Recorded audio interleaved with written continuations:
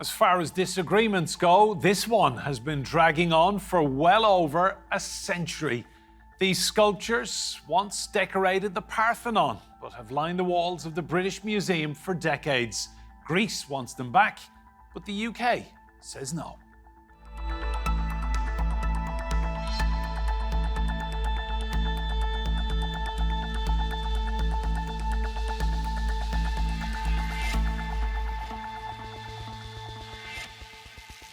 Hello and welcome to Roundtable. I'm Enda Brady. A diplomatic row is brewing over the Elgin marbles or the Parthenon sculptures, depending on which side you're on. So what's at the heart of this controversy?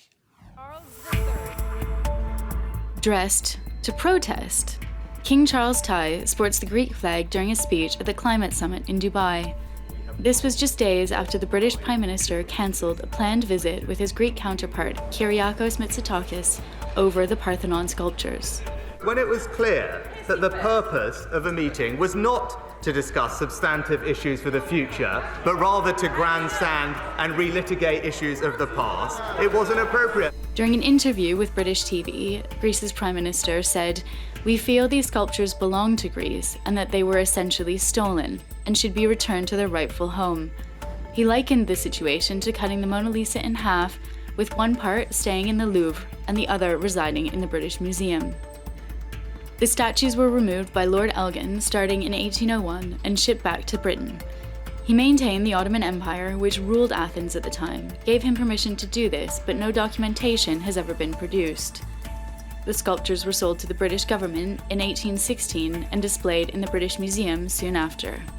What I have to say is that the reunification of the Parthenon sculptures is a claim which is based not only on history, not only on justice, but also it's a claim of ecumenical cultural values. Pressure is mounting after the Vatican returned 3 Parthenon fragments a year ago, and Germany returned Benin bronzes to Nigeria. And British public opinion is with the Greeks, with the majority saying the sculptures should be returned to Athens. But until they are, a plaster replica occupies the space in the Acropolis Museum. Despite this political setback, there's still hope that eventually the fakes will be replaced by the real thing. Well, let's meet our guests. Here in London is Tatiana Flessas. She is Associate Professor of Cultural Heritage at the London School of Economics. In the studio with me is Nigel Nelson, political commentator and the former political editor of the Sunday Mirror, and Scarlett Mccgwire, who's a former Labour Party advisor in the UK. Tatiana, I'll come to you first. Just explain to our viewers why the Greek public are so determined to get back the Parthenon sculptures. The Parthenon sculptures are hugely important to the Greek people for a variety of reasons. The first and most important is that they symbolize the Parthenon, which is itself a symbol of Greek nationhood, statehood, identity. Second, they feel that the sculptures were taken wrongly by agents of Lord Elgin at the end of the 18th century. So at the time that the sculptures were taken, Athens or Greece was actually occupied by the Ottoman Empire. And at the time, the Ottoman rulers were giving away various pieces of, Greek heritage. The minute that the Greeks became a state again in 1833, they requested the return of these sculptures. And at that time, the British government had bought them from Lord Elgin and felt that they had a legal right to them. So for the Greeks, it's a double issue. It's not only these objects that are hugely important to their identity, but it's also a reminder of a kind of colonial early wrong. And can I just ask, Tatiana, your Prime Minister, Mitsotakis, he was in London very recently. He wasn't made very welcome, was he? He really wasn't. How did that go down in Athens and amongst the wider Greek public? I think the reactions were pretty unprintable. I mean, people felt seriously that Mr. Mitsotakis had been treated appallingly by Mr. Sunak, that that in fact it was a breach of the diplomatic code. And I think, to be fair, Mr. Mitsotakis didn't say anything that was out of the usual, nothing that he wouldn't have been expected to say, and nothing that isn't being said right now in the broader discussion about the return or retention of these objects. Scarlett, in the aftermath of that diplomatic debacle, let's call it what it was, I read that one Conservative MP had said about Sunak not meeting the Greek Prime Minister in London when he was here. He said, how can he be so bad at politics? It beggared belief, right? I mean, as Tatiana says, this has been going on for nearly 200 years, right? And every time there is a meeting with the Greeks, the first thing they do is they say, we want the Parthenon sculptures back, and nod, nod, nod, you're not getting them. And then they move on to whatever was going to happen. That's what everybody knew was going to happen. Now, there are other things going on at the moment that might mean that there is movement, but it had nothing to do with Rishi Sunak meeting the Greek Prime Minister. He is an ally. He is incredibly important. You just think, what are we doing saying no, being incredibly rude to somebody, to a European Prime Minister who actually they could have a serious conversation with about migration, which was what was supposed to happen. I mean, I could not believe it when I heard it. Nigel, what do you make of this? I mean, it's basic courtesy, isn't it? Foreign leader in your city, you welcome him or her in and you have a conversation. You'd have thought so. That's exactly what Rishi Sunak should have done, which is why his behaviour is so extraordinary. The only reason I can think of is that he was badly bruised when the Interior Minister, Suella Braverman, was fired by him, and she called him weak. And so he finds something comes along he can be strong about, and it turns out to be the Greek Prime Minister, a close NATO ally, and so he gives him the cold shoulder. But, I mean, diplomatically, it was madness. Politically, it was ridiculous because it opened up questions over all the other things that Britain has taken over the years from other countries. So in every possible way, this seemed to backfire, which is why it was a row that didn't need to happen. Then he went on to insult the Greek Prime Minister in Parliament by accusing him of grandstanding. As Scarlett has said, as Tatiana has said, that whenever the Greek Prime Minister, any Greek Prime Minister comes here, the Parthenon sculptures will be on the agenda. It doesn't mean that they're top of the agenda. It was a 45-minute meeting that he was meant to have with the Prime Minister. 5 minutes could have been spent on the sculptures. And I mean, Scarlett, David Cameron's back in the mix now. He's Foreign Secretary. If Sunak really didn't want to meet him, he could have just said to Cameron, will you go and meet this guy and just pose for the cameras? Well, yes. I mean, that would still have been pretty rude. But if you think that what is also going on is that Cameron's great pal, George Osborne, who is chair of the British Museum, and they are actually talking to the Greeks about what to do about the Parthenon sculptures and whether there should be some sort of leasing deal. I mean, I'm not sure that the Greeks are going to be entirely happy, but actually there is movement. So on the one hand, you have, Cameron's great pal doing something, and then on the other hand, you have his boss just screwing it up. Tatiana, let's talk about what could be done. So there's a lot of discussion in the UK about a lease arrangement where the sculptures go to Athens on a temporary lease basis. The Greeks don't claim ownership, and basically you get your sculptures back. Do you think this might happen in 2024? Well, that's a really complicated question. A lease arrangement would be wonderful. It could actually work. That would mean, though, that the Greeks would have to give up the claim for ownership. And I think it can be done. There are legal forms or formula in which ownership can be split along equitable or legal lines so that the UK stays the legal owner and the Greeks have a permanent equitable claim. But it's tricky, and I can't speak for the government because up to now, the discourse has been all about repatriation, which is an ownership argument. So if George Osborne and the other trustees of the British Museum can move that discussion to a loan, that would be fantastic. And if I could just weigh in on Sunak's behavior, I really believe that perhaps what he was doing was a kind of political dog whistling to a segment of the Conservative Party. He might have been saying something along the lines of, "You will lose a lot if I stay Prime Minister, but you won't lose the Parthenon marbles." Interesting point, Scarlett. Political dog whistling? Well, it's a very small minority of people in Britain. The problem is that in Britain, we don't care about the Elgin marbles or the Parthenon sculptures the way the Greeks do. Most people... So give them back? So most people have never heard of them. I mean, actually, to give them back, you have to do it's an act of parliament. So what Keir Starmer has said, that if he gets in, he will do the leasing. I mean, he will do the loan.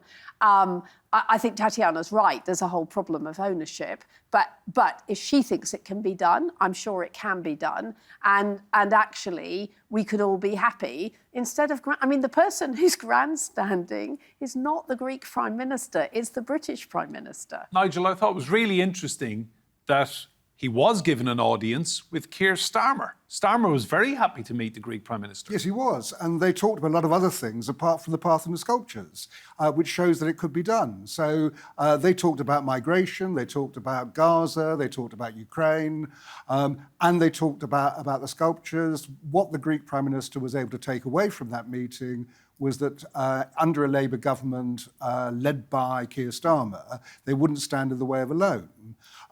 My view is, I was in Athens about 6 weeks ago, went to the Acropolis Museum specifically to see the sculptures, and it just reinforced my view that that is where they belong.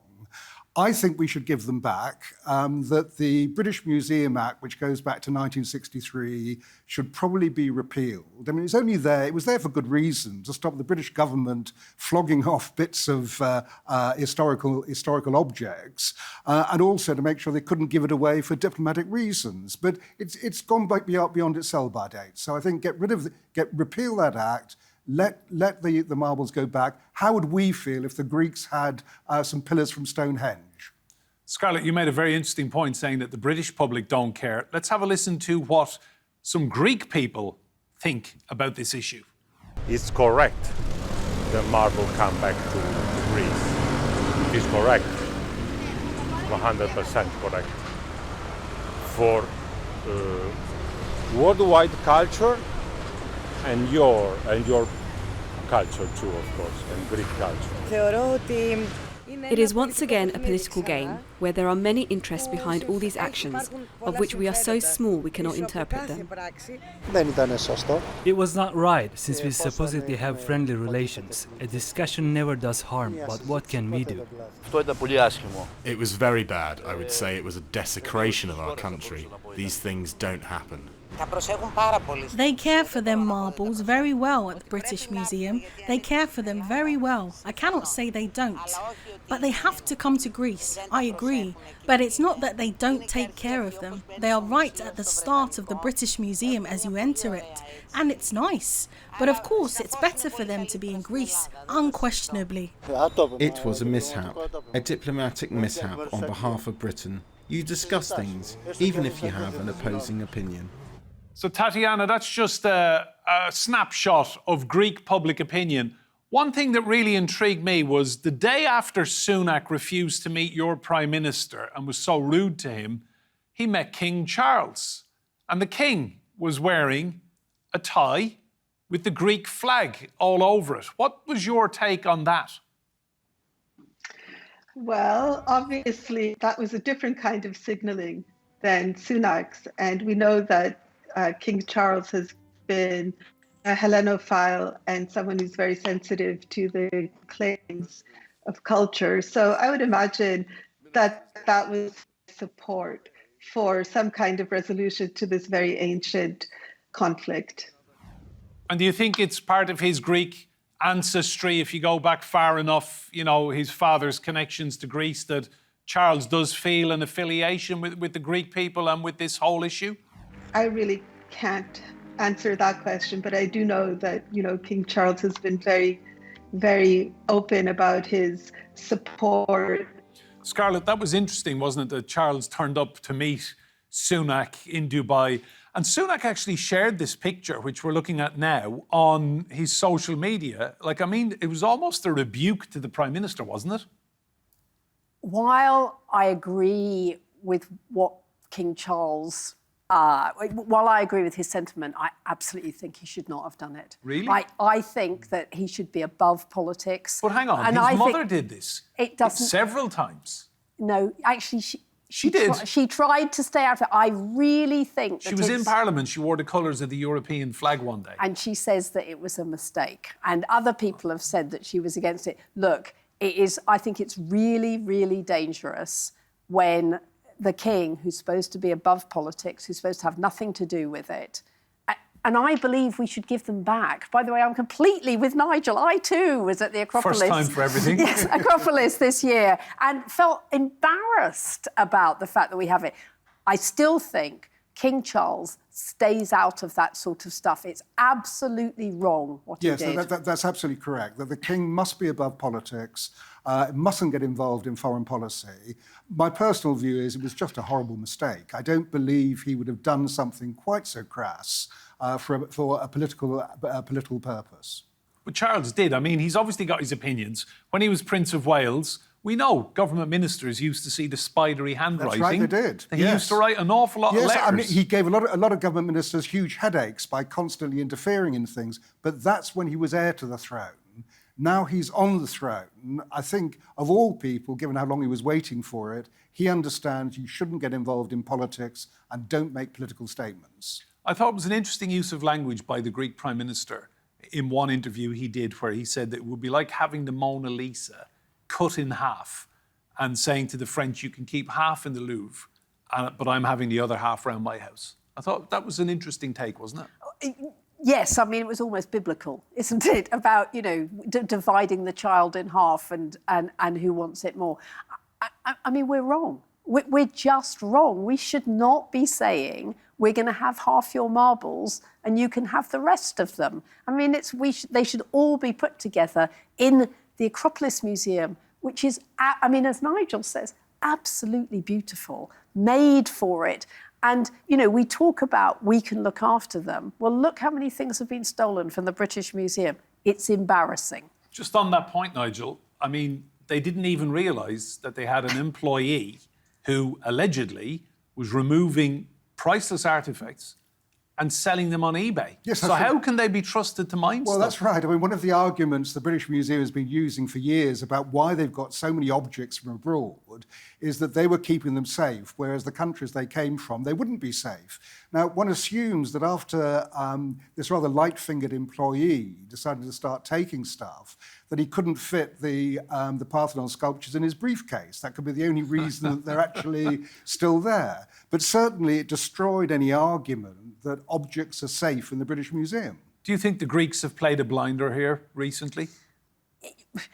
Actually, I think Rishi Sunak was the one. I don't think we would have even noticed had he not said. The Mona Lisa quote was fantastic. It was brilliant. It was probably a PR person who suggested it.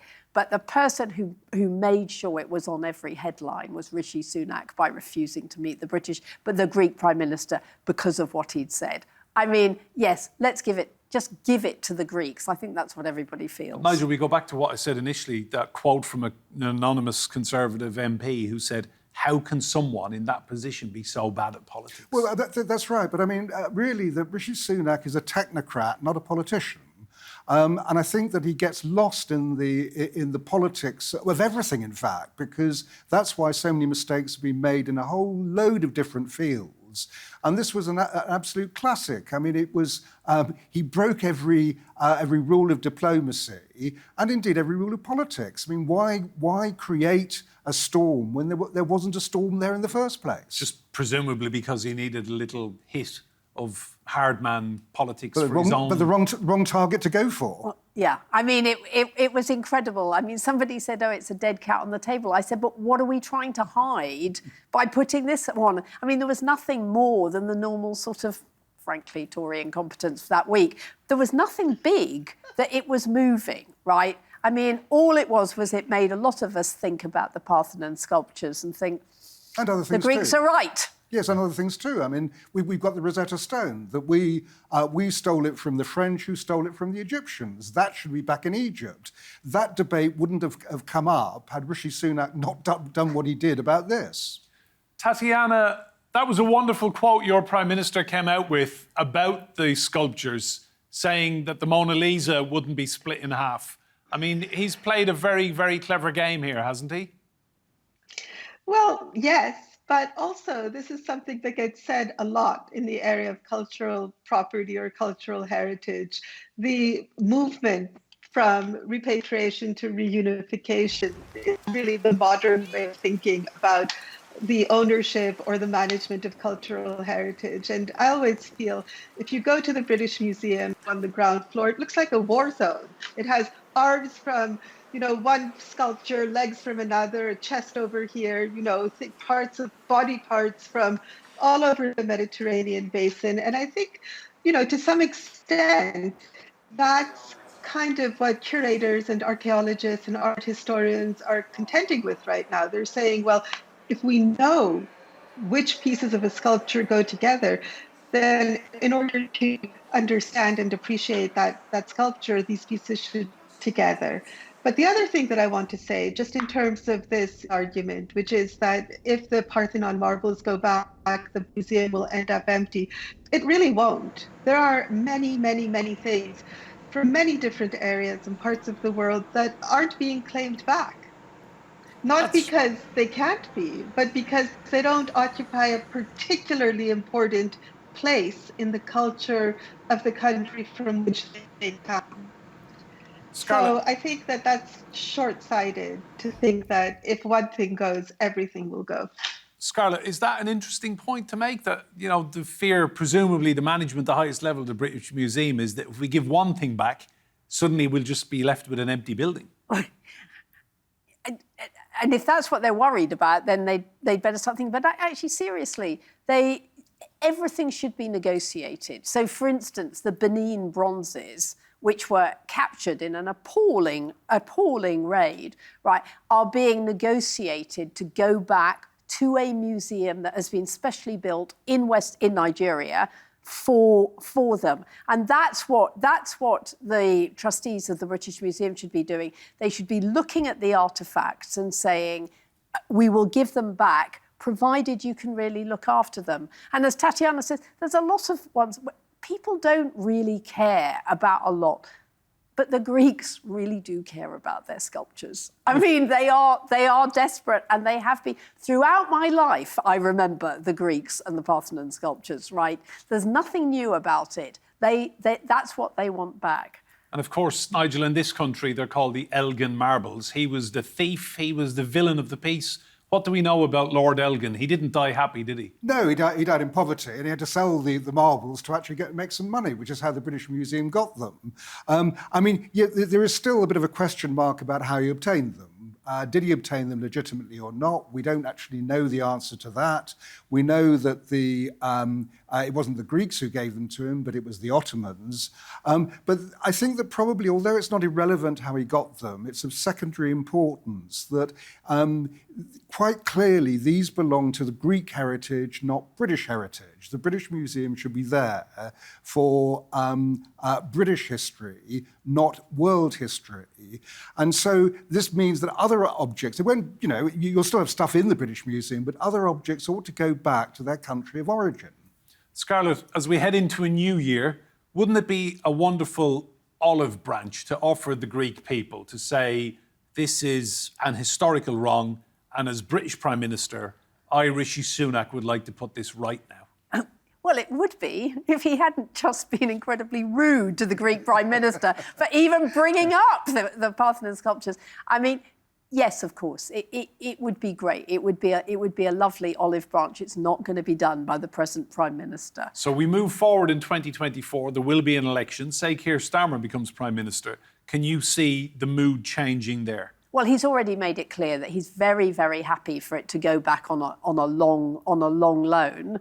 I mean, some of us go, and will the Greeks ever give them back? Keir's not stupid. I mean, that's what he knows. And that way you do it fast. The other way you actually have to do a bill. And frankly, if Labour gets in next year, they've got an awful lot of work to do that's more important than the Parthenon sculptures. I think a long lease will be the answer, and that will be accepted. And then the argument can go on in 10 years' time when we want them back. Is that the solution you'd like to see, Nigel? Yeah, I think so. I mean, I think it's a starting point that, yes, the first stage would be to go back on loan. It's being negotiated at the moment anyway by George Osborne, as Scarlett has said. Yes, start the loan, but I do think that somewhere down the line, when parliamentary time allows, let's repeal that British Museum Act. Nigel, Scarlett and Tatiana, thank you all so much. Remember, you can see more discussion and debate on our YouTube channel. Search for Roundtable TRT World. But for now, from me and Brady and all of the team here, goodbye and thank you for watching.